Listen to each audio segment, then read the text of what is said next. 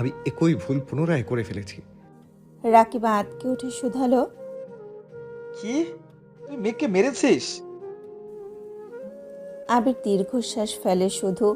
রাকিবের বুঝতে বাকি নেই যে আবির মেঘকে মারার ক্রোধে নিজেকে আহত করছে। ভ্রু গুটিয়ে রাকিব বলল। কেন মেরেছিস? দীর্ঘশ্বাস ছেড়ে আবির বলল, আমায় জান্নাতের সাথে কথা বলতে দেখে মেঘের মাথায় রক্ত উঠে গেছে। যা তা উল্টাপাল্টা বলা শুরু করেছে। আমি রাগ কন্ট্রোল করতে পারিনি। কি বলছিস আবির? জান্নাতের জন্য তুই মেঘকে মারলি? অবাক চোখে তাকিয়ে আছে রাকিব। আমি মেঘকে মারতে চাইনি, বিশ্বাস কর। ও এক পর্যায়ে প্রশ্ন করে বসলো আমি জান্নাতকে ভালোবাসি কিনা। এই কথাটা সহ্য করতে পারিনি। রাকিব তপ্ত দৃষ্টিতে চেয়ে রইল। আবির বাম হাত দিয়ে কপাল থেকে চুলগুলো সরিয়ে মনকষ্টে শুধালো। আমি এখন কি করব রাকিব? রাকিব দীর্ঘশ্বাস ফেলছে বারবার। কিছুটা ভেবে বলল, দেখ, এখন তো মেঘ আগের মতো নেই। এখন তো মেঘও তোর প্রতি পজিটিভ। এজন্যই তো আজকে ভাবে রিয়েক্ট করেছে। আমার মনে হয় না যে এই থাপ্পড়ের জন্য ও কথা বন্ধ করবে। আবির খড়খড়ে কণ্ঠে উত্তর দিল, তুই তো জানিস মেঘ খুব জেদি। এটাই আমার একমাত্র ভয়ের কারণ। ও যদি একবার জেদ করে বলে আমার সাথে কথা বলবে না, তাহলে রাকিব কপাল গুটিয়ে প্রশ্ন করল। বাই দ্য ওয়ে, কয়টা থাপ্পড় দিছিস?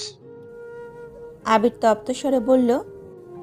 রাকিব স্বাভাবিক কণ্ঠে বলল, তুই চিন্তা করিস না, কিচ্ছু হবে না। জান্নাতকে নিয়ে কিছু ভাবছিস? মেঘ কি আর পড়তে চাইবে ওর কাছে? আবির গম্ভীর কণ্ঠে জবাব দিল। 2 দিন পর পর ওর জন্য টিচার কোথা থেকে খুঁজবো আমি? ওকে জান্নাতের কাছেই পড়তে হবে। রাকিব কোমল কণ্ঠে বলল। আচ্ছা, সেসব পরে দেখা যাবে। এখন চল হাসপাতালে যাই একটু। আবির তীক্ষ্ণ দৃষ্টিতে চেয়ে বলল। হাসপাতালে যাব কেন? রাকিব স্বাভাবিক কণ্ঠে বলল। এতটা কেটেছে, কোনো সমস্যা হয় যদি? ডাক্তার দেখলে ভালো হতো না? আবির সংকটজনক স্বরে উত্তর দিল। এটা আমার শাস্তি। রাকিব খুব ভালো করে জানে আবিরকে জোর করলে কোনো লাভ হবে না, তাই আর জোর করেনি। রাকিব চিন্তিত স্বরে বলল। এখন কি বাসায় যাবি? দিয়ে আসবো তোকে? আবির এক পলক তাকালো দেয়ালে লাগানো ঘড়ির দিকে। 10টা বাজছে। গম্ভীর কণ্ঠে জবাব দিলেন। কি করব বুঝতে পারছি না। মেঘের মুখোমুখি হওয়ার মতো সাহস পাচ্ছি না আমি। রাকিব জানালার দিকে চেয়ে বলল। বাইরে তো বৃষ্টি, একটু ওয়েট কর তাহলে। বৃষ্টি কমলে আমি দিয়ে আসবো না। আবির পকেট থেকে ফোন বের করে তানভীরকে কল করলো। প্রথমবারেই রিসিভ হলো কল। তানভীর কল রিসিভ করে সালাম দিল। আবির সালামের উত্তর দিয়ে গম্ভীর কণ্ঠে প্রশ্ন করলেন। কোথায় তুই? তানভীর স্বাভাবিকভাবে উত্তর দিল। আমি তো পার্টি অফিসে। কেন ভাইয়া? আবির নিরেট কণ্ঠে জবাব দিল। এমনি। তানভীর চিন্তিত স্বরে বলল। কোনো সমস্যা? তোমার কণ্ঠ এমন শোনাচ্ছে কেন? কি হয়েছে মেঘের? আবির গলা খাকারি দিয়ে কিছুটা স্বাভাবিক কণ্ঠে বলল। কোনো সমস্যা নেই, তুই কাজ কর, রাখছি। কল কেটে মোবাইল পকেটে রেখে বাম হাত কপালের ওপরে রেখে চেয়ারে হেলান দিল। রাকিবও আর কিছু বলল না, চুপচাপ রুম থেকে বেরিয়ে গেল। এদিকে মেঘ কিছুক্ষণ আয়নার সামনে নিঃশব্দে দাঁড়িয়ে থাকে। বাহিরে বিদ্যুৎ চমকাচ্ছে, সাথে গুড়ি গুড়ি বৃষ্টি পড়ছে। বারান্দার দরজা দিয়ে আসা শীতল হাওয়ায় কেঁপে উঠল অষ্টাদশী। আয়না থেকে দৃষ্টি সরিয়ে ব্যালকনির দিকে তাকালো। ধীর গতিতে হেঁটে গেল ব্যালকনিতে। গ্রিলে ধরে দাঁড়িয়ে তাকিয়ে আছে দূরের ল্যাম্পপোস্টের আলোর দিকে। ক্ষণে ক্ষণে বৃষ্টির মাত্রা বাড়ছে। বাতাসের সাথে বৃষ্টির ছিটে ফোঁটা পড়ছে মেঘের চোখে মুখে। আজ আর হাত বাড়িয়ে বৃষ্টি ছোঁয়ার চেষ্টা করেনি অষ্টাদশী।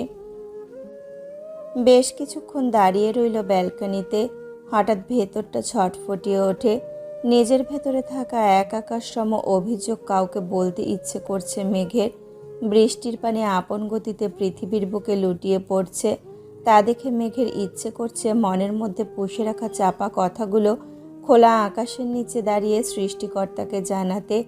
কষ্ট শেয়ার করলে নাকি মন হালকা হয়। যেই অষ্টাদশী গত 17 বছরে রাতের বেলা একা ছাদে যায়নি, সেই অষ্টাদশী আজ রাত 9টার পর একা ছাদে চলে গেল। ছাদে পা দিতেই ভারী বর্ষণে কয়েক সেকেন্ডে ভিজে যায় অষ্টাদশীর সর্বাঙ্গ। হাত খোপা করা চুলগুলো খুলে যায় সহসা। বৃষ্টির পানির তোপে ধীরে ধীরে কোমর ছাড়িয়ে নিচে নামতে থাকে চুল। মেঘ আশেপাশে তাকাচ্ছে।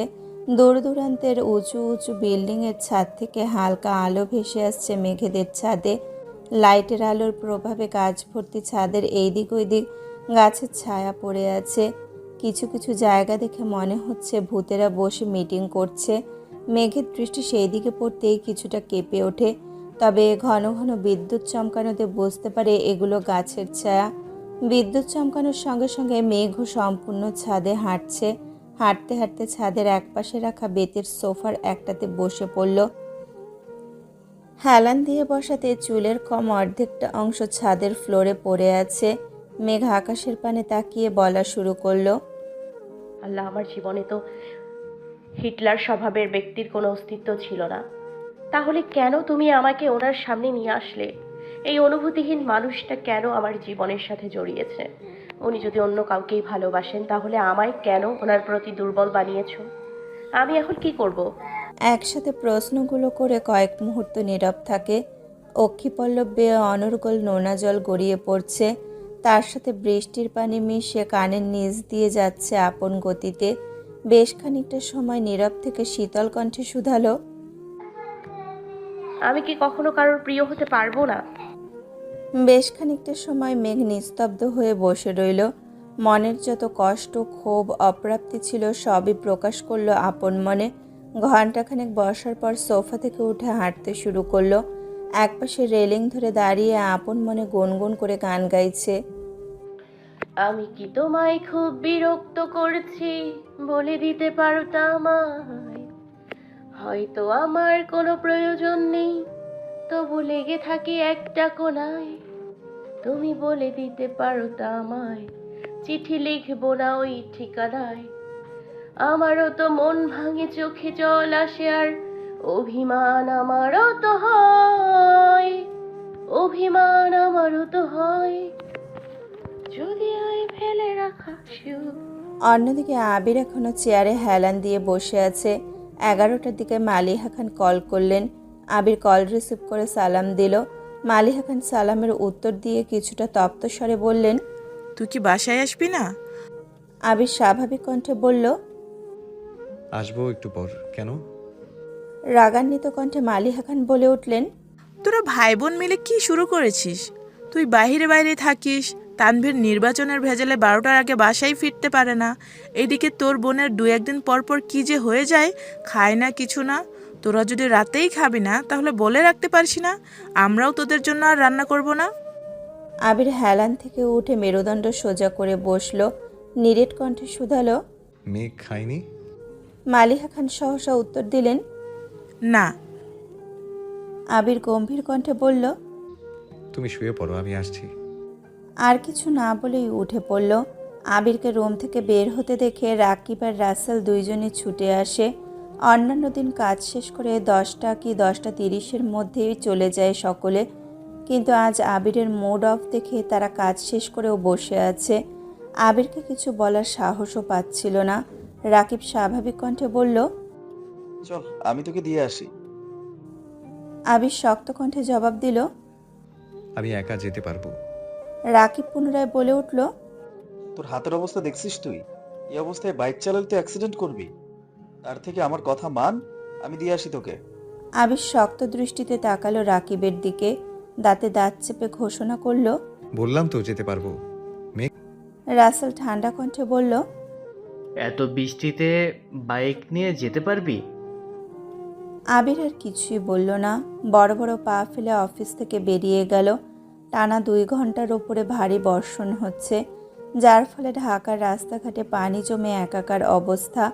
মাথার হেলমেট পর্যন্ত নেই, চোখ মেলে দেখার অবস্থা নেই, তবুও বাইক থামছে না 1 সেকেন্ডের জন্য। বৃষ্টির পানি এতটাই ঠান্ডা, মনে হচ্ছে ফ্রিজ থেকে বের করে বরফের পানি ঢালছে কেউ। আপাদমস্তক ভিজিয়ে বাড়িতে ঢুকলো আবির। ড্রয়িং রুমে কেউ নেই। সিঁড়ি দিয়ে উঠে সোজা নিজের রুমের দিকে হাঁটে। 5 মিনিটে ফ্রেশ হয়ে একটা ধূসর রঙের টি শার্ট আর ট্রাউজার পরে রুম থেকে বের হয়। সঙ্গে সঙ্গে হাঁটা দেয় মেঘের রুমের দিকে। মেঘের দরজার সামনে এসেই বাম হাতে দরজা ধাক্কা দিল। অনবরত ঘুষির কারণে ডান হাতে তেমন শক্তি পাচ্ছে না। তারপর আবার হাতের উপর জোর দিয়ে বাইক চালিয়ে এসেছে। দরজা খুলতেই চোখ পড়ে ফাঁকা বিছানায়। কেন জানি বুকটা ছ্যাদ করে উঠল। ভিতরের দিকে দেখার চেষ্টা করলো। টেবিলের ওপর ফোন ল্যাপটপ পড়ে আছে, কিন্তু অষ্টাদশী কোথাও নেই। আবির রুমে ঢুকে বারান্দা সহ সব জায়গায় খুঁজলো, কোথাও নেই। রুম থেকে বেরিয়ে সারা বাড়িতে চক্কর দিল, তবে কোথাও মেয়েকে পেল না। মিমের রুমের সামনে দাঁড়িয়ে আস্তে করে ডাকলো, সঙ্গে সঙ্গে মিম দরজা খুলল। একগাল হেসে বলল, ভাইয়া কিছু বলবেন? আবির উদ্বিগ্ন কণ্ঠে শুধালো। কোথায়? মিম স্বাভাবিকভাবে উত্তর দিল, আবুদের রুমেই। সেই যে খাবে না বলে রুমে গেল, আর তো বেরই হতে দেখিনি। আবিরের চোখে মুখে চিন্তার ছাপ পড়ল, গভীর কণ্ঠে শুধালো। ঠিক আছে। আবির আবারও মেঘের রুমে গেল, সব জায়গা পুনরায় দেখলো, কোথাও নেই। মাথা গরম হয়ে যাচ্ছে আবিরের, চোখে মুখে উদ্বেগের মাত্রা বাড়ছে। রুম থেকে বের হয়ে নিজের রুমের দিকে যাচ্ছে, ফোন রেখে এসেছে নিজের রুমে। হঠাৎ চোখ পড়ে সিঁড়ির দিকে, মনের অজান্তেই বলে ওঠে, ও ছাদে যায়নি তো? কোনো কিছু না ভেবে ছুটে যায় ছাদের দিকে। ছাদের দরজা বাতাসে একবার খুলছে, একবার বন্ধ হচ্ছে। আবির দরজা ধাক্কা দিয়ে ঘাট ডানে বামে ঘুরিয়ে ছাদ দেখার চেষ্টা করছে। ভারী বর্ষণের ফলে ছাদেও পানি জমে আছে অনেকটা। পাইপ দিয়ে গিয়েও যেন কুলাতে পারছে না, সাথে বৃষ্টির ছিটে ফোঁটা পড়ছে আবিরের শরীরে। কোথাও কাউকে চোখে পড়ছে না। আবির বৃষ্টির মধ্যে পা বাড়ালো ছাদে। কিছুক্ষণ পর পর বিদ্যুৎ চমকাচ্ছে। আবির ছাদের চারপাশ দেখছে ঘুরে ফিরে।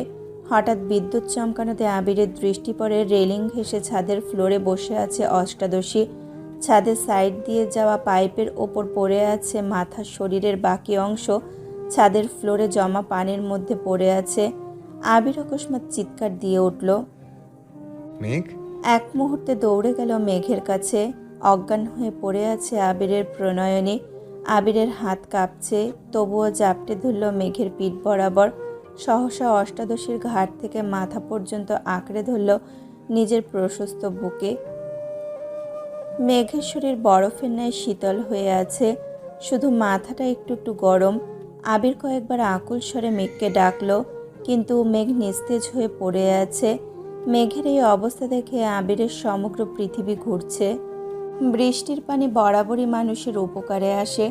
সাধারণত বৃষ্টিতে ভিজলে কেউ বেহুশ হয় না, তবে যদি সেই মানুষটা অতিরিক্ত চিন্তা বা মানসিক চাপে থাকে, তবে শরীরের তাপমাত্রা কমে একটা সময় অজ্ঞান হয়ে যেতে পারে। মেঘের ক্ষেত্রে ঠিক এই ঘটনাটাই ঘটেছে। এক আকাশ অভিমান জমেছিল তার মনে, তার প্রতিফলন ঘটল এইভাবে। আবির সহসা দুহাতে কোলে তুলে নিল মেঘকে। সিঁড়ি দিয়ে হাঁটছে ঠিকই, কিন্তু দৃষ্টি তার অষ্টাদশীর মলিন মুখের পানে। আবিরের চোখ বেয়ে দুফোঁটা অশ্রু গড়িয়ে পড়ল অষ্টাদশীর গালে। দুজনের শরীর বেয়ে অঝরে পানি পড়ছে। দীর্ঘ পা ফেলে করিডোর দিয়ে হেঁটে মেঘের রুমে ঢুকলো। ফ্লোরে বিছানার সাথে হেলান দিয়ে মেঘকে বসিয়ে দিল। টাওয়াল এনে হাত, মুখ আর মাথাটা কিছুটা মুছে দিল। সঙ্গে সঙ্গে রুম থেকে বের হয়ে নিজের রুমে গিয়ে বাইকের চাবি আর হেলমেট নিয়ে ছুটে গেল নিচে। হালিমা খানের দরজার সামনে ভেজা শরীর নিয়ে দাঁড়িয়ে ডাকছে। দুইবার ডাকার পরে হালিমা খান দরজা খুললেন। আবিরের জলসিক্ত শরীর দেখে চিন্তিত স্বরে শুধালেন, ভিজে আসছিস? আবির তপ্ত স্বরে বলল, মামুনি, তুমি একটু মেঘের রুমে যাও, ওর অবস্থা ভালো না। আপাতত বাড়ির মানুষকে ডেকো না, আমি ডাক্তার নিয়ে আসছি। একদমই কথাগুলো বলল আবির। হালিমা খান আঁতকে উঠে বললেন, কি হয়েছে? আবির চলে যেতে নিয়ে দ্বিতীয়বার ঘাড় ঘুরিয়ে বলল, আর হ্যাঁ, ওর শরীরটা একটু ধুয়ে দিও। আবির ছুটল দরজার দিকে। হালিমা খান দ্রুত পায়ে সিঁড়ি দিয়ে উঠতে ব্যস্ত হলেন। চোখে তার পানি টলমল করছে। একমাত্র মেয়ে বলে কথা। মেয়ের মুখ গোমরা থাকলেই যেখানে চিন্তায় পড়ে যান হালিমা খান, সেখানে মেয়ে অসুস্থ মানে হালিমা খানের মাথায় আকাশ ভেঙে পড়া। 20 মিনিটের মধ্যে আবির ডাক্তার নিয়ে চলে আসছে। ডাক্তারকে রেনকোট দিয়েছে ঠিকই, কিন্তু আবিরের সর্বাঙ্গ ভেজা। মেঘের রুমের সামনে দাঁড়িয়ে গলা খাকারি দিল আবির। নরম স্বরে বলল, আসবো? হালিমা খান কাঁদো কাঁদো কণ্ঠে বললেন, আয়। আবির ঢুকলো। আবিরের পিছনে ডাক্তারও মেঘের রুমে ঢুকলো। আবিরের গা থেকে পানি পড়ছে ফ্লোরে, কিন্তু সেদিকে তার ভ্রুক্ষেপ নেই। তার দৃষ্টি অষ্টাদশীর মুখের পানে। ডাক্তার 10 সেকেন্ড মেঘকে দেখলো কি না। আবির উদ্বিগ্ন কণ্ঠে শুধালো, ওর কিছু হবে না তো? ডাক্তার স্বাভাবিক কণ্ঠে বললেন, তেমন কোনো সমস্যা নেই, বেশিক্ষণ বৃষ্টিতে ভিজেছে মনে হয়, তাছাড়া হয়তো কোনো মানসিক চাপে আছে, তার জন্য এমনটা হয়েছে। কিছুক্ষণের মধ্যে জ্ঞান ফিরে আসবে। আমি কিছু মেডিসিন লিখে দিচ্ছি, জ্ঞান ফিরলে খাইয়ে দিও। যদি জ্ঞান না ফিরে তাহলে পরবর্তীতে জানিও, একটা স্যালাইন করতে হবে। জ্ঞান ফিরলেও কিছুদিন একটু রেস্টে রাখবা, কোনো প্রকার মানসিক চাপ দিও না। ডাক্তার প্রেসক্রিপশন লিখে আবিরের হাতে দিল। আবির ঔষধগুলোর নাম পড়ে টেবিলের ওপর প্রেসক্রিপশন রেখে ডাক্তারকে নিয়ে বেরিয়ে গেল। ভেজা শরীরে পুনরায় বাইক দিয়ে ডাক্তারকে বাড়িতে পৌঁছে দিয়ে ঔষধগুলো কিনে নিয়ে আসলো। নিজের রুমে গিয়ে 1 মিনিটে ড্রেস পাল্টে শুকনো কাপড় পরে মেঘের রুমে আসছে। মেঘ তখনও অজ্ঞান অবস্থায় শুয়ে আছে। হালিমা খান মেঘের হাতে পায়ে তেল মালিশ করে দিচ্ছেন, কান্না করছেন আর বারবার মেঘকে ডাকছেন। মেঘের মাথার নিচে একটা টাওয়াল দিয়ে রেখেছেন। আবির ঔষধগুলো টেবিলের ওপর রেখে মেঘের ওয়ার্ড্রপের একটা ড্রয়ার খুলল। একটাতে জামা কাপড়, দ্বিতীয় ড্রয়ার খুলতে চোখে পড়ল সকল ইলেকট্রনিক জিনিসপত্র। সেখান থেকে হেয়ার ড্রয়ার বের করে নিল আবির। মেঘের কাছে গিয়ে দাঁড়িয়ে হালিমা খানকে বললেন, মামুনি তুমি ওকে একটু ধরে বসো। আবির নিজেই হেয়ার ড্রায়ার ঘুরিয়ে ঘুরিয়ে চুল শুকাচ্ছে মেঘের। কোমর ছড়ানো চুলগুলো ভাগ করে শুকাতে কিছুটা সময় লাগলো। পুনরায় মেঘকে শুয়ে হাতে পায়ে তেল মালিশ করতে লাগলো দুজনে। হালিমা খান আবিরকে শীতল কণ্ঠে বললেন, বাবা তুই একটু বস, আমি তোর চাচুকে বলে আছি, মাঝরাতে ঘুম ভাঙলে তো উনি আবার চিন্তায় পড়ে যাবেন। আবির গম্ভীর কণ্ঠে বললেন, মেঘের এই অবস্থার কথা বলো না, শুধু শুধু চিন্তা করে শরীর খারাপ হবে। হালিমা খান ঠিক আছে বলে চলে গেলেন। হালিমা খান রুম থেকে বেরিয়ে যেতেই আবির মেঘের সন্নিকটে বসলো। মেঘের বাম হাত আবিরের বুকের সাথে মিশিয়ে ওষ্ঠ এগিয়ে নিল মেঘের কানের কাছে, গুনগুন করে বলল। তারপর অষ্টাদশীর কপালে আলতোভাবে একটা চুমু দিয়ে বিছানা থেকে উঠে পড়ল। চেয়ার টেনে বসলো বিছানার পাশে। তারপর হাতে তেল নিয়ে মালিশ করতে লাগলো মেঘের হাতে। কিছুক্ষণের মধ্যে হালিমা খান ফিরে আসলেন। হালিমা খানও মেয়ের ডান হাতে 2 পায়ে মালিশ করে দিচ্ছেন আর একটু পর পর মেঘকে ডাকছেন। বেশ খানিকক্ষণ পর মেঘের জ্ঞান ফিরেছে। সঙ্গে সঙ্গে আবির মেঘের হাত ছেড়ে দিয়েছে। হালিমা খান কান্না করতে করতে মেঘকে ডাকছে। মেঘ, এই মেঘ, কি হয়েছে তোর? মেঘ কয়েকবার পিট করে চাইলো মায়ের দিকে। বুঝে উঠতে পারছে না তার সাথে এতক্ষণ কি ঘটেছে। মায়ের প্রশ্নের উত্তর দেওয়ার মতো শক্তি তার নেই।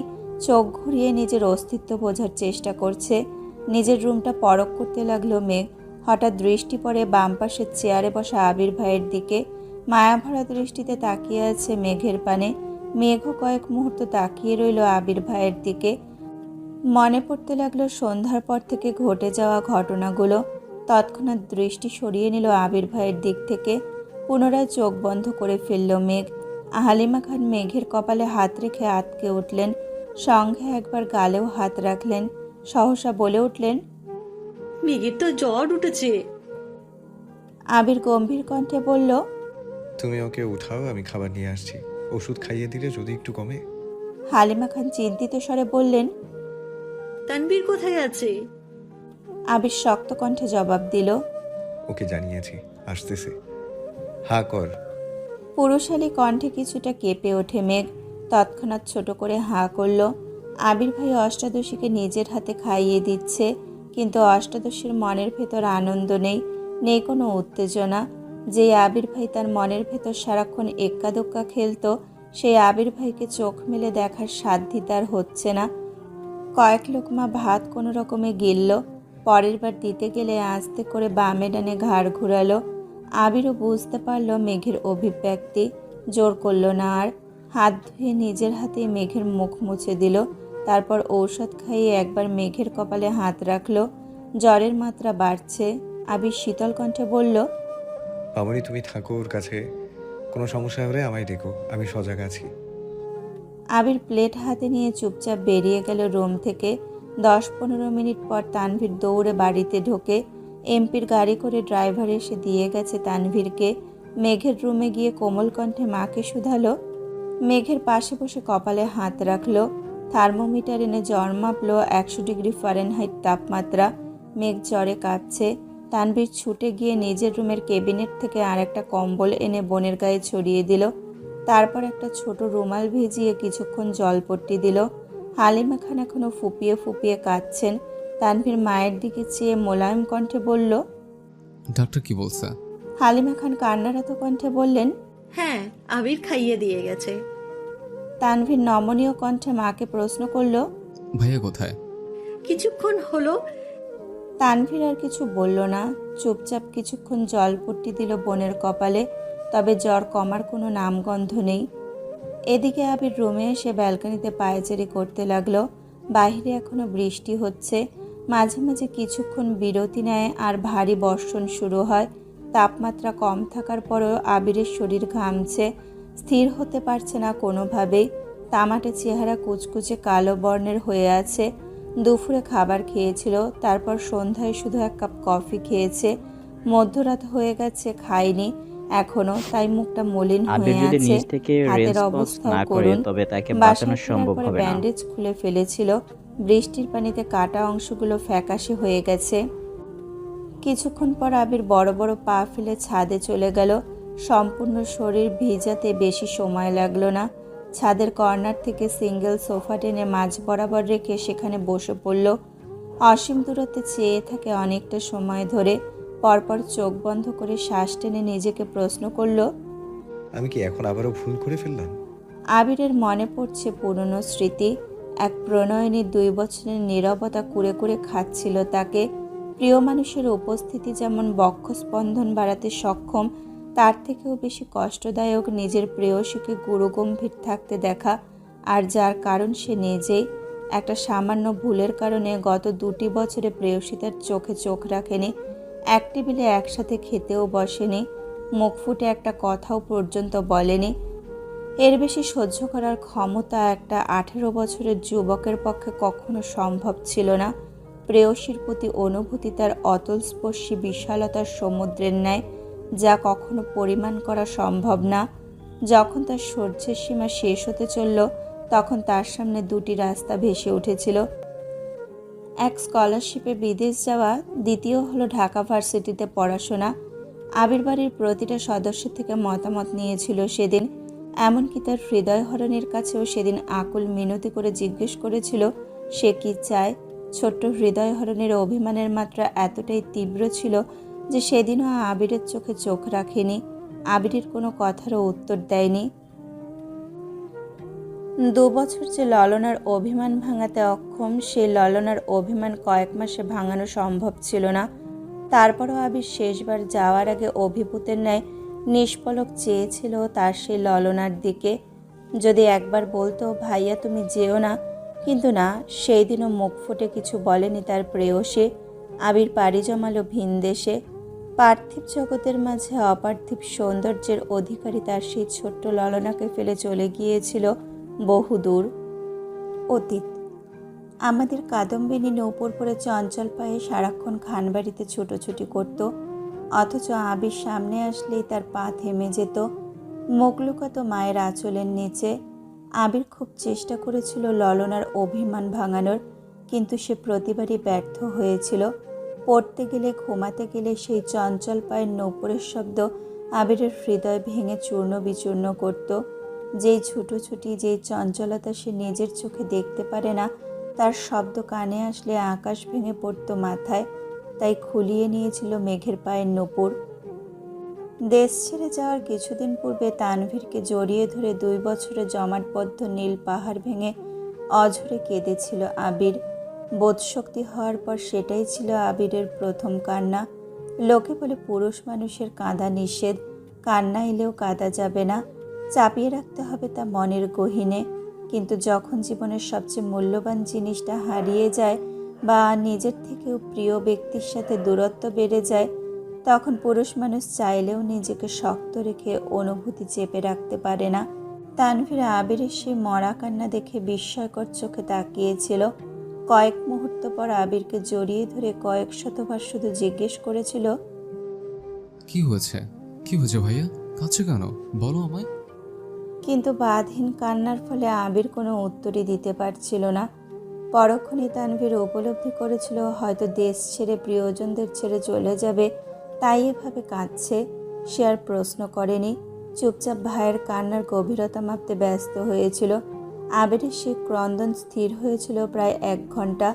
কান্নার মাত্রা কিছুটা কমার পর তানভীর ধীর কণ্ঠে শুধিয়েছিল, কি হয়েছে ভাইয়া, এভাবে কাঁদছো কেন? আবির কান্নার এত কণ্ঠে শুধু বলেছিল, আমি ওকে ছেড়ে এত দূর কিভাবে থাকবো? গভীর রাত, শান্ত নিস্তব্ধ একটা পরিবেশে আবিরের এই কথাটা তানভীরের হৃদয়ে গিয়ে লেগেছিল। তানভীরের বয়স তখন সবেমাত্র 16তে পড়েছে। এত কিছু না বুঝলেও ভাইয়ের কথাটার মানে সে স্পষ্ট বুঝতে পেরেছিল। তানভীর ছোট করে প্রশ্ন করেছিল। কি সে? আবির তখনও অঝরে কেঁদেই চলেছে। গলা খাকারি দিয়ে ছোট করে বলেছিল। মেঘ, তানভীর বিমোহিত নয়নে তাকিয়েছিল বেশ খানিকক্ষণ। তারপর ভাইকে শান্ত করে ছাদের ফ্লোরে বসে আবিরের অব্যক্ত প্রেমানুভূতি শুনেছিল। তানভীরের কাঁধে ছিল গুরুদায়িত্ব। এদিকে মায়ের পেটের বোন, অন্যদিকে চাচাতো ভাইয়ের নির্মল কান্না। সব কিছু শুনে শেষমেশ তানভীর আবিরের চোখ মুছে মুচকি হেসে শান্ত কণ্ঠে বলেছিল, তুমি চিন্তা করো না, আমি আছি তো মেয়েকে দেখে রাখার জন্য। তোমার ভালোবাসা তোমারই থাকবে। সেই রাতে 1 ফোঁটাও ঘুমায়নি 2 ভাই। সারা রাত জেগে শুধু মেঘকে নিয়ে অধিবেশন করেছিল।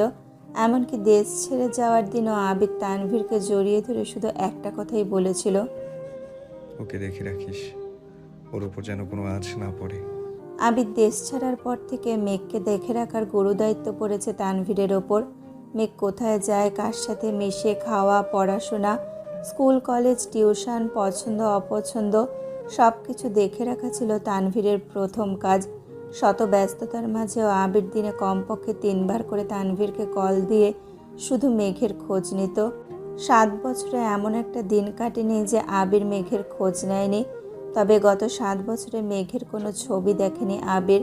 তানভীর অনেকবার বলেছে, পাঠাতেও চেয়েছিল, কিন্তু আবিরের এক কথা, বেঁচে থাকলে দেশে ফিরেই মেঘকে দেখবে। আবির দেশে ফেরার দিনে এয়ারপোর্টে আসার পর তানভীর আবিরকে জড়িয়ে ধরে কানে কানে বলেছিল, আজ থেকে আমি রিল্যাক্স করব, তোমার বউ তুমি সামলাবে। আবির মুচকি হেসে বলেছিল। বউকে সামলাতেই তো 6 মাস আগে ফিরতে হলো। আবির চেয়েছিল আরও 6 মাস পর নিজেকে গুছিয়ে একেবারে আসতে, কিন্তু হঠাৎই অনাকাঙ্ক্ষিত ঘটনা ঘটল, যার ফলশ্রুতিতে 6 মাস ওয়েট করা আবিরের পক্ষে সম্ভব ছিল না। যেই ছেলের জন্য ছোট্ট কাদম্বিনীর গায়ে হাত তুলেছিল আবির, যার জন্য তাকে 9 বছর যাবৎ প্রেয়সীর থেকে দূরে থাকতে হয়েছে, সেই জয় নামক ছেলে পুনরায় আবির্ভূত হয়েছিল মেঘের জীবনে। এইচএসের পর মেঘকে যে কোচিংয়ে ভর্তি করানো হয়েছে, সেই কোচিংয়ে জয়ও ভর্তি হয়েছিল। তা তানভীর আর আবিরের অজানা ছিল। জয় মেঘকে দেখার পর থেকে খুব চেষ্টা করছিল কথা বলার জন্য, কিন্তু কোনোভাবেই সুযোগ হচ্ছিল না। কোচিং থেকে আবিরকে তা জানানোর পর ছেলের ব্যাচ টাইম চেঞ্জ করে দিতে বলেছিল আবির। তারপর তানভীরও কয়েকদিন মেঘকে কোচিংয়ে দিয়ে আসছে এবং নিয়ে আসছে, কিন্তু তাতেও কোনো লাভ হয়নি। ওই ছেলে মেঘের ব্যাচ টাইমের আগে পরে কোচিংয়ের সামনে দাঁড়িয়ে থাকতো। আবির তানভীরকে ওই ছেলে সম্পর্কে খোঁজ নিতে বলে। দিন শেষে জানতে পারে এই ছেলেই ছোটবেলার সেই জয়। এটা জানা মাত্রই আবিরের মাথায় রক্ত উঠে গেছিল। এমার্জেন্সি ভিসা ম্যানেজ করে দেশে ফিরেছে। দেশে ফিরে 9 বছরের রাগ, ক্রোধ, আক্রোশ সবটা ঢেলে জয়কে পিটিয়েছিল আবির। বর্তমান তানভীর ঘণ্টাখানেক মেঘের মাথায় জলপট্টি দিয়েছে, কিন্তু জ্বর যেন কোনোভাবেই কমছে না। হালিমা খান ঘুমিয়ে পড়েছিলেন। হঠাৎ সজাগ হয় তানভীরকে জলপট্টি দিতে দেখে উদ্বিগ্ন কণ্ঠে জিজ্ঞেস করলেন, কিরে, তুই এখনো এখানে? সেই কখন এসেছিস, খাবি না? তানভীর ছোট করে বলল। খিদে নেই। হালিমা খান পুনরায় বললেন, আবিরও মনে হয় খায়নি, 2 ভাই মিলে খেতে যা। তৎক্ষণাৎ আবিরের কথা মনে পড়ল তানভীরের। বিড়বিড় করে বলল। এই রে, ভাইয়া কোথায় আছে? সঙ্গে সঙ্গে বর্ষা থেকে উঠে দাঁড়ালো। স্বাভাবিক কণ্ঠে মাকে বলল, আম্মু, একটু পরপর বোনের জ্বরটা চেক করো, সমস্যা মনে হলে আমায় দেখো। কোনো রকমে কথাগুলো বলে স্পিডে বের হলো মেঘের রুম থেকে। এক ছুটে গেল আবিরের রুমে, কিন্তু আবির রুমের কোথাও নেই, ব্যালকনিতেও নেই। তানভীর রুম থেকে বের হয়ে করিডোর থেকে নিচে দেখলো, নিচেও আবির নেই। তানভীর দৌড় দিল ছাদের দিকে।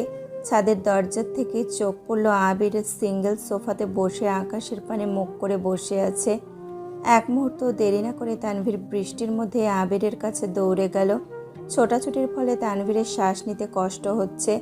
কয়েকবার ঘন ঘন শ্বাস ছেড়ে আবিরকে ডাকলো। ভাইয়া, বৃষ্টির মতো বসে আছো কেন? রুমে চলো। আবির আকাশের দিকে দৃষ্টি রেখে শক্ত কণ্ঠে উত্তর দিল। তুই রুমে যা। তানভীর পুনরায় বলল। প্লিজ ভাইয়া, রুমে চলো। কি পাগলামি শুরু করেছো তোমরা? আবির ক্রন্দিত কণ্ঠে জবাব দিল। আমার জন্য মেঘের আজ এই অবস্থা, আবার মরে যাওয়া উচিত। আবিরের অবিদিত কথায় তানভীরের প্রচণ্ড রাগ হলো। রাগে ফুঁসতে ফুঁসতে বলল। তোমাদের মরতে হবে না, আমিই মরে যাই, তাতেই তোমাদের শান্তি হবে। আবির ধমকের স্বরে বলল। তানভীর, তানভীর ধীর কণ্ঠে বলল। আমাকে ধমকাচ্ছ কেন? বড় না হয় অবুঝ, পাগলামি করে ফেলেছে। তাই বলে তুমি কেন পাগলামি করছো ভাইয়া? তোমার কি এমন কাজ করা মানাচ্ছে? একটু থেমে রাশভারী কণ্ঠে পুনরায় বলল। রাকিব ভাইয়া তোমার অবস্থা দেখে ভয় পেয়ে আমায় কল দিয়েছিল। তুমি যদি স্ট্রং না থাকো তাহলে মেঘকে কে সামলাবে বলো?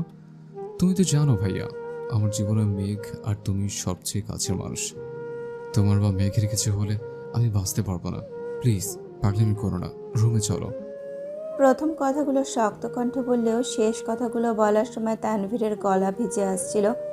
আবির যেন বিগ্রহের ন্যায় বসে আছে। তানভীর বেশ কিছুক্ষণ শান্ত কণ্ঠে আবিরকে বুঝিয়ে রুমে নিয়ে গেছে। আবিরকে শাওয়ার নিতে ঢুকিয়ে তানভীরও নিজের রুমে গিয়ে ফ্রেশ হয়ে এসেছে। আবিরের মুখোমুখি তানভীর বসেছে।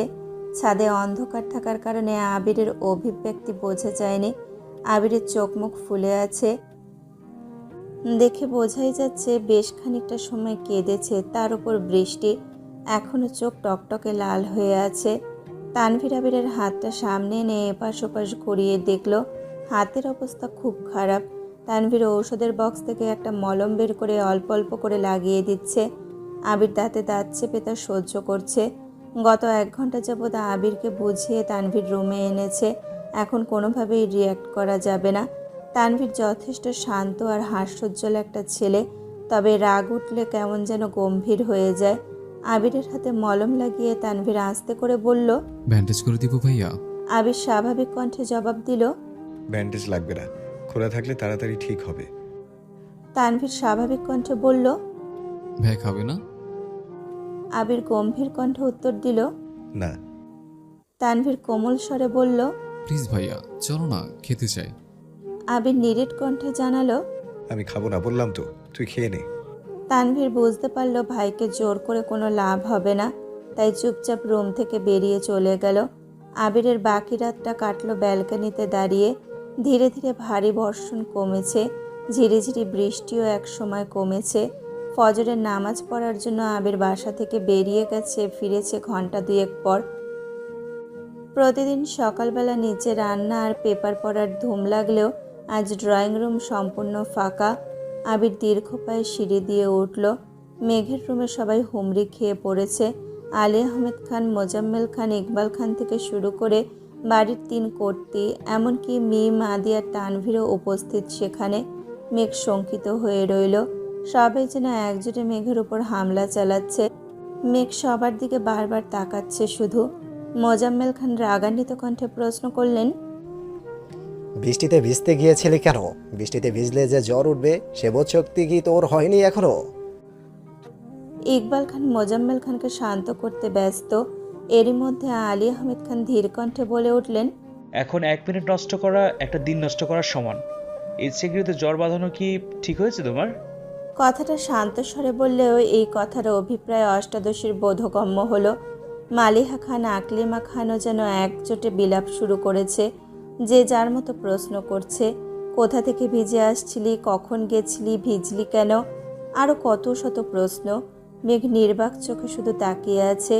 সে কি করে বলবে আবির ভাই অন্য কোনো মেয়ের প্রতি কনসার্ন, এটাই সহ্য করতে না পেরে এমনটা করেছে। হালিমা খান কোমল কণ্ঠে বললেন। তোর জন্য খাবার নিয়ে আছি মা, অল্প খেয়ে নে প্লিজ। মেঘ সবার উপরে ওঠা রাগ যেন মায়ের ওপর ঝাড়ল। কাপা কাপা গলায় চিৎকার দিয়ে বলল। বললাম তো খাবো না, তেতো লাগে সবকিছু।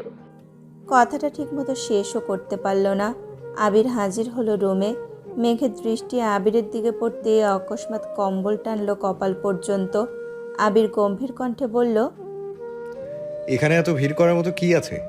অসুস্থ রোগী দেখতে এসেছো, দেখে চুপচাপ চলে যাবে। রোগীকে এত প্রশ্ন করছো কেন? ডাক্তার বলেছেন ওরে কোনো প্রকার চাপ না দিতে। অনুগ্রহ করে ওকে একটু শান্তিতে থাকতে দাও। একদমই কথাগুলো বলল আবির। ইকবাল খান ভাতিজার রাগ বুঝতে পেরে শান্ত কণ্ঠে বললেন, না মানে মেঘ জেনে বুঝে বৃষ্টিতে কেন ভিজছে এটা সবাই জিজ্ঞাসা করছিল, আর কিছু না। আবির কণ্ঠ দ্বিগুণ ভারী করে বলল, ওর ইচ্ছা হয়েছে বৃষ্টিতে ভেজার, তাই ভিজেছে। তাছাড়া জ্বর হলে মাথা ফ্রেশ হয়। এখন সবাই নাস্তা করতে যাও। মেঘ কম্বলের নিচ থেকে ভেঙচি কেটে মনে মনে বলল, যার জন্য করি চুরি সেই বলে চোর। আপনি আমায় বাধ্য করেছেন বৃষ্টিতে ভিজতে, আর এখন সবার সামনে সেটা আমার ইচ্ছে বলে চালিয়ে দিচ্ছেন। বাহ হিটলার, বাহ, কি বুদ্ধি আপনার। বাড়ির কেউ কোনো কথা বলল না। চুপচাপ সকলে রুম থেকে বের হতে লাগলো। আবির গম্ভীর কণ্ঠে বলল, তানভীর, মেঘের জন্য নাস্তা নিয়ে আয়। হালিমা খানও চলে গেলেন মেঘের নাস্তা রেডি করতে। মেঘ তখনও কপাল পর্যন্ত কম্বল টেনে রেখেছিল।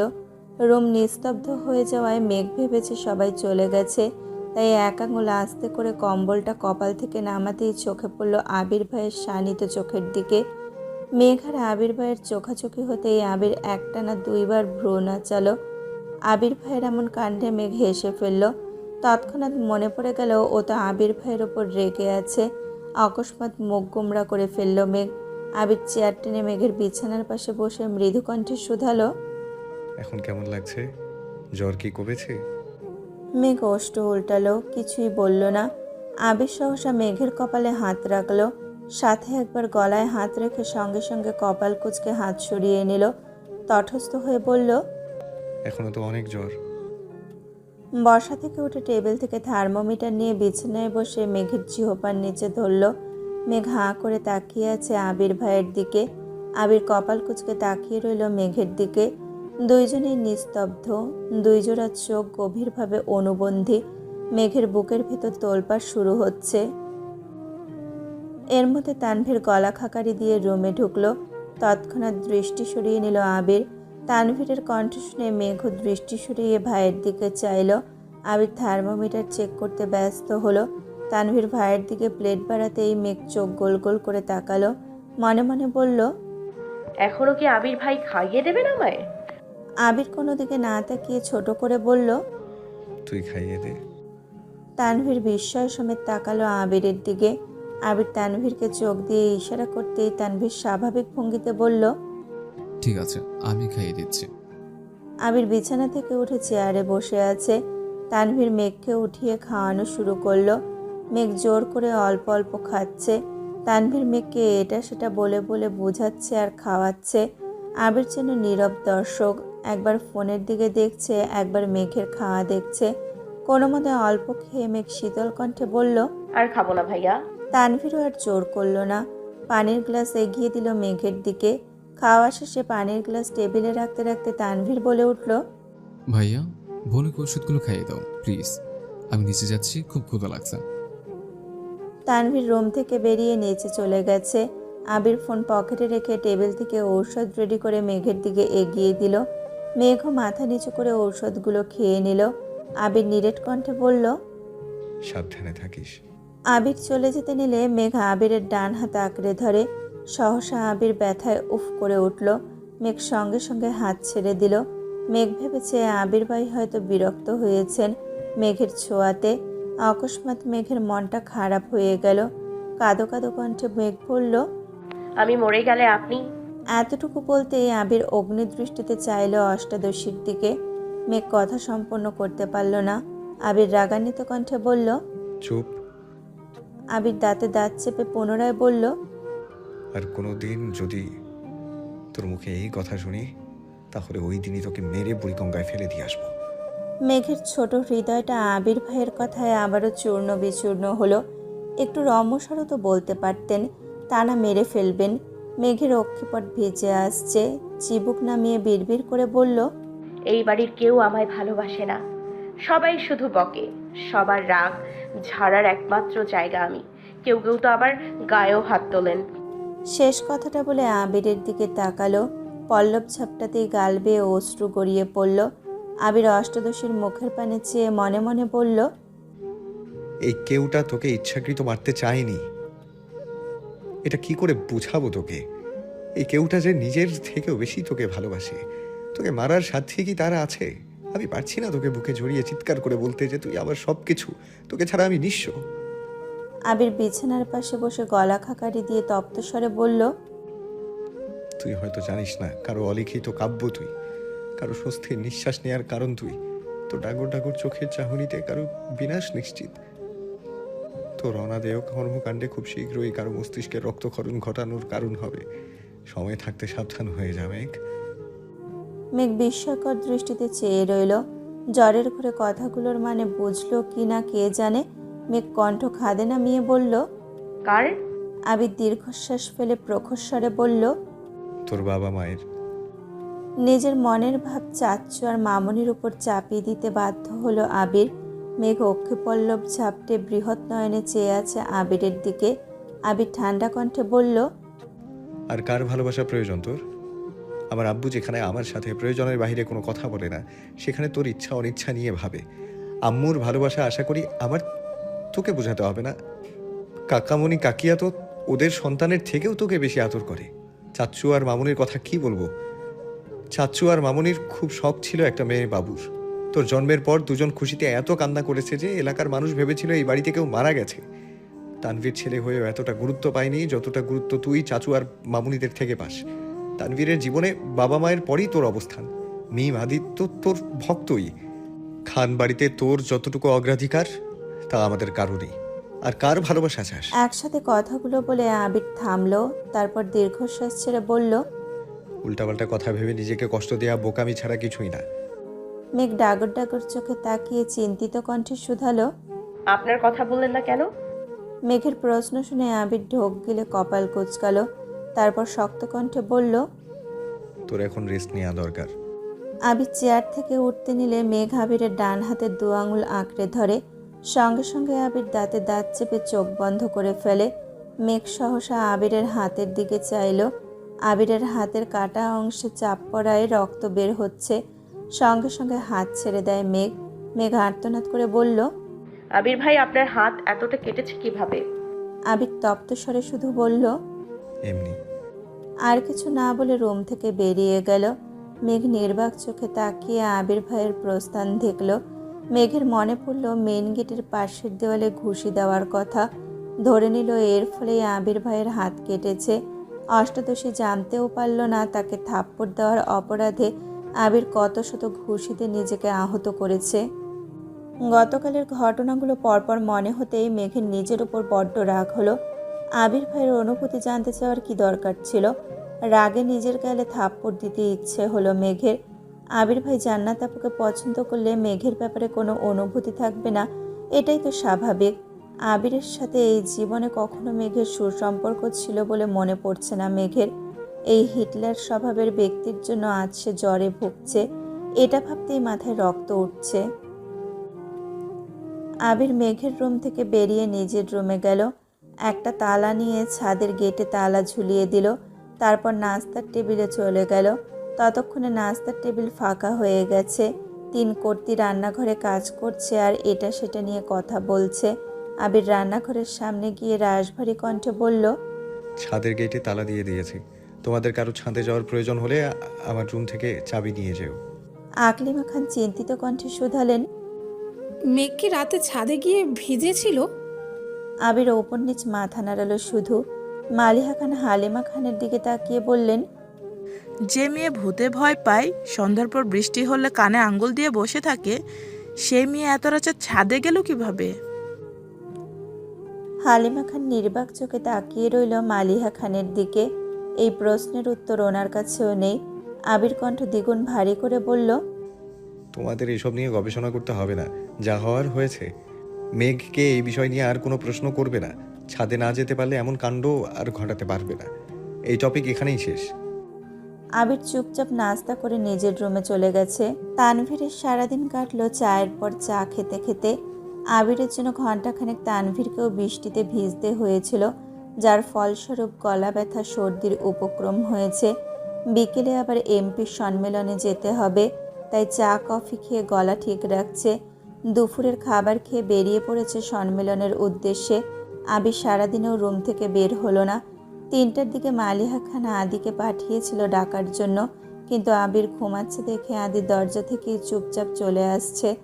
আরও কিছুক্ষণ পর বাধ্য হয়ে মালিহা খান নিজেই সিঁড়ি দিয়ে উঠে গেলেন ছেলের রুমে। দরজা থেকে একবার আবিরকে ডাকলো, কিন্তু কোনো সাড়া নেই। মালিহা ছেলের কাছে গিয়ে বাহুতে হাত দিতেই আঁতকে উঠলেন। জ্বরে আবিরের গা পুড়ে যাচ্ছে, ডান হাত ফুলে গেছে কনুই পর্যন্ত। মালিহা খান এই যে ছেলেকে ডাকছে, আবির জ্বরের ঘরে কিছুই বলতে পারছে না।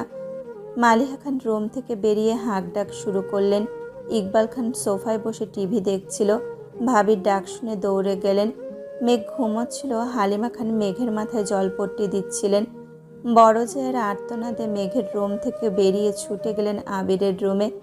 আবিরের মুখমণ্ডল অন্ধকার হয়ে আছে, হাতের ব্যথার সাথে দীর্ঘ সময় বৃষ্টিতে ভেজার ফলে এই দশা হয়েছে।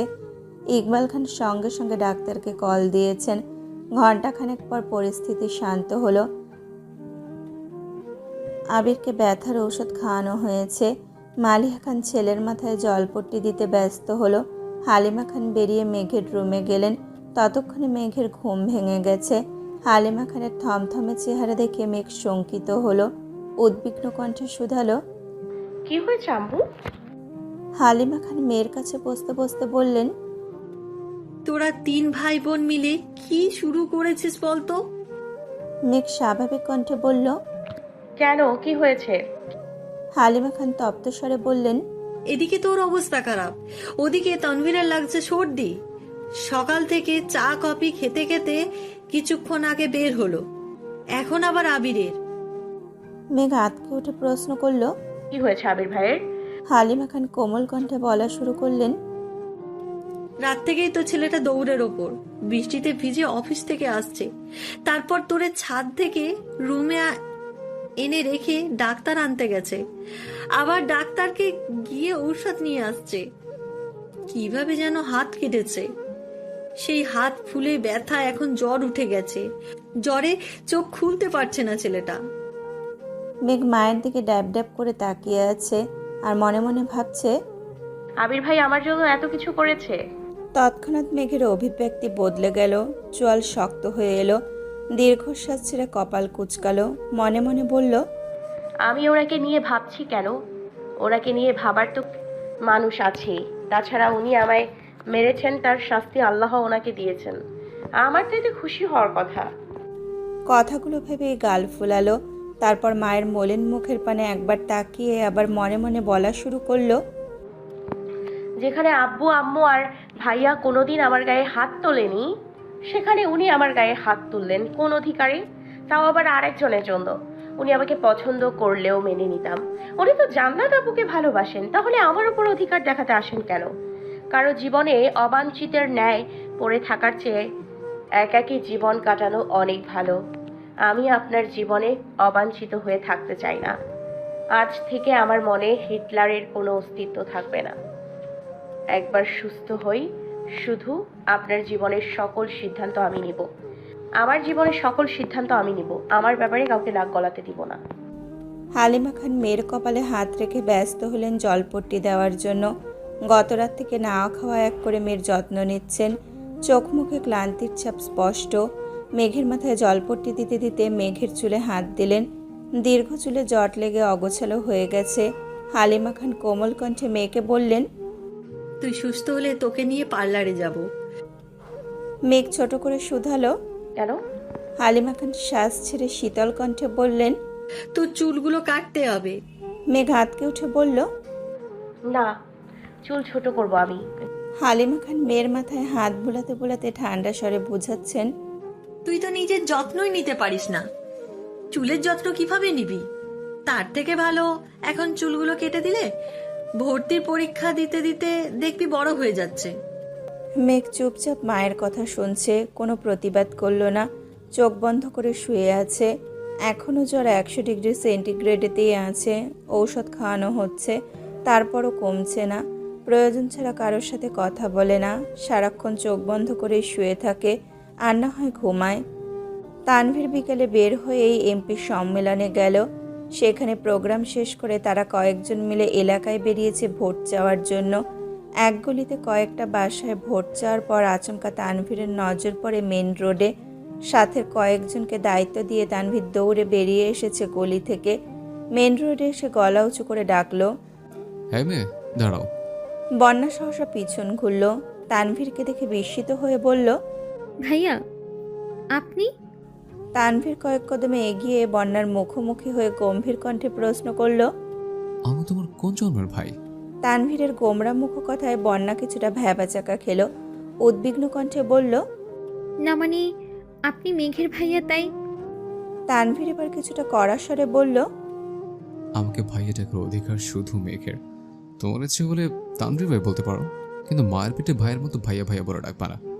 বন্যা আস্তে আস্তে বিড়বিড় করল, মেঘের ভাইগুলো এমন কাঠখোট্টা কেন? এতদিন শুধু মেঘের মুখেই শুনতাম, এখন দেখি সত্যি সত্যি।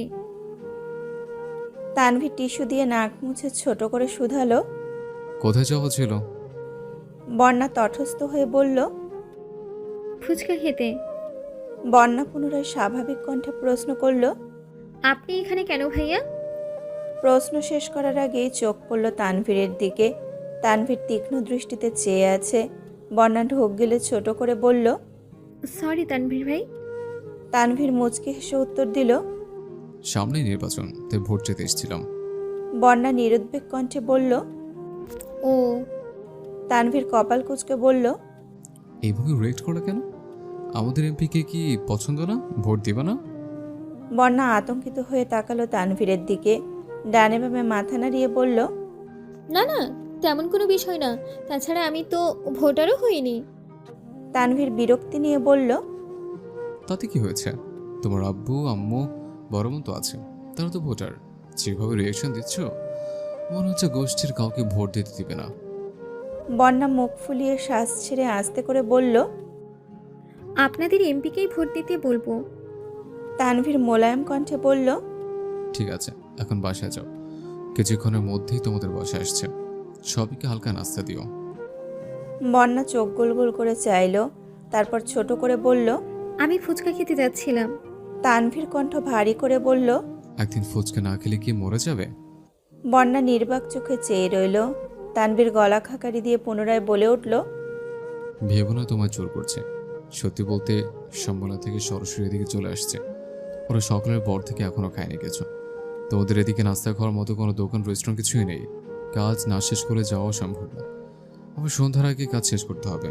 তুমি বোনের বেস্ট ফ্রেন্ড, সেই সুবাদে তোমাকে বলছে।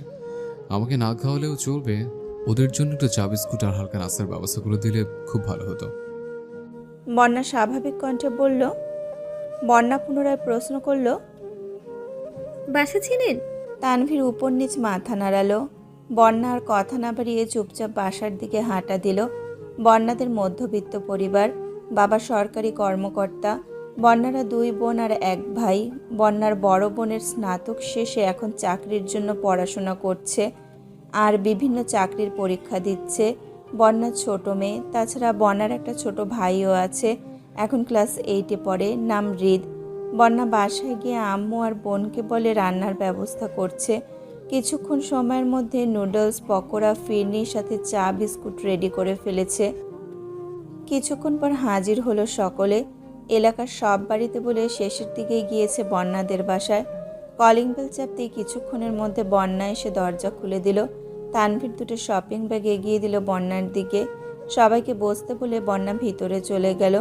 বন্যার আম্মু সকলকে নাস্তা দিতে ব্যস্ত। বন্যার বোন কাজ শেষ করে আগেই নিজের রুমে চলে গেছেন। একটা শপিং ব্যাগ খুলতেই চোখ পড়ল পার্সেল করা ফুচকা। বন্যা আশ্চর্য নয়নে তাকিয়ে আছে আর বিড়বিড় করে বলছে, তানভীর ভাই আমার জন্য ফুচকা এনেছেন। উনি কবে থেকে এত ভালো মানুষ হলেন? তারপর দ্বিতীয় শপিং ব্যাগ খুলে দেখলো এতে আপেল, মালটা আরও কি ফল। বন্যাদের বাসায় টুকটাক নাস্তা করে বেরিয়ে পড়েছে সকলে। বন্যা রান্নাঘর থেকে বেরিয়ে মায়ের সাথে মেন গেট পর্যন্ত এসে দাঁড়িয়েছে। তানভীর হাসি মুখে বন্যার মায়ের বিদায় নিল। তারপর বন্যার দিকে চেয়ে স্বাভাবিক কণ্ঠে বলল, তোমার বান্ধবী অসুস্থ, খোঁজ নিয়ে ওর আসছে। তারপর চুপচাপ বেরিয়ে গেল তানভীর। তানভীর যাওয়ার পরপরই বন্যার রুমে এসে মেঘকে কল দিল। টানা 2 বার কল বেজে শেষ হয়েছে, তৃতীয়বার রিসিভ হলো। বন্যা চিন্তিত স্বরে বলল, তুই নাকি অসুস্থ, কি হয়েছে তোর? মেঘ জ্বরের ঘরে কথা বলতে পারছে না, কাঁপা কাঁপা গলায় বলল।